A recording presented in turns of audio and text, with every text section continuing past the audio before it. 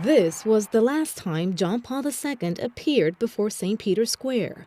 It was Wednesday, March 30th, 2005. He was very weak and unable to speak. 2 months earlier, he had endured a tracheotomy, and that was followed by 2 serious infections.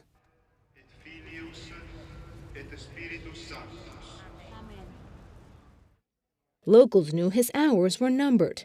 Many decided to spend the night outdoors in St. Peter's Square to show support. The end was imminent. Inside his room, the Pope said goodbye to his closest confidants. It was a silent farewell. There was no need for words. He looked at us in the eyes. Everything was already said. It wasn't necessary to try to say anything. The next day, less than 24 hours later, he died.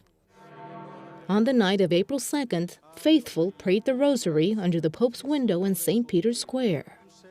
The first official confirmation came just a few minutes later. Che il nostro silenzio orante accompagni questi primi momenti dell'incontro del Santo Padre Giovanni Paolo II con Cristo nel cielo. And that's when John Paul II received his first tribute after his death, an endless applause.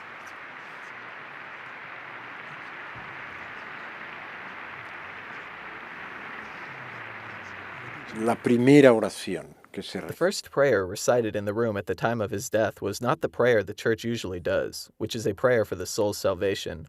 No, it was a prayer of gratitude. Naturally, not because of his passing, but because of his rich life that ended at that historical moment.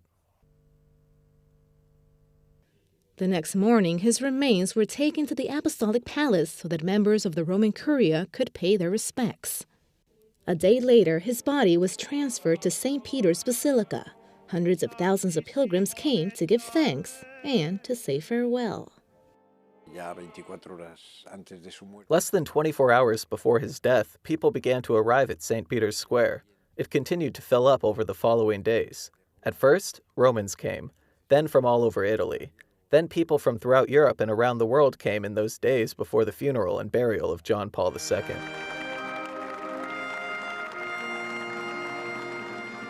The Pope's main collaborator, Cardinal Joseph Ratzinger, celebrated the funeral mass in front of dozens of world leaders. Strong winds blowing through St. Peter's Square added to the ceremony's sad mourning. At the end of the Mass, hundreds began asking, would John Paul II be declared a saint? Well, time gave them their answer.